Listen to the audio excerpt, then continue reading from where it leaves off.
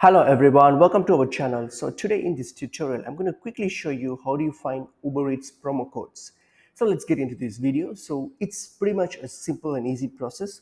All you have to do is just open up your browser, your Google Chrome or any browser, and then what you're going to do, just search for Uber Eats promo code. So just type in Uber Eats promo code.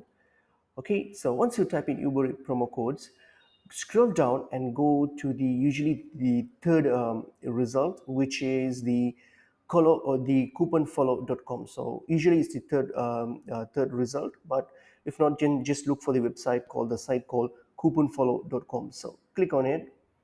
All right, so once you click on it here you'll be able to find lots and lots of promo codes for Uber Eats, and it's all mostly usable ones. All right, so you can just go through, browse through, and choose whatever that you want to that you want to use. So you just click on show coupon code, and then you'll be able to see the code and then apply it on your while making your order on Uber Eats. So that's pretty much it is. You can just have a look through this website and let us know. So hope this video is helpful to you guys. As I said, it's pretty easy and straightforward, and I'll see you guys in another video. Thank you.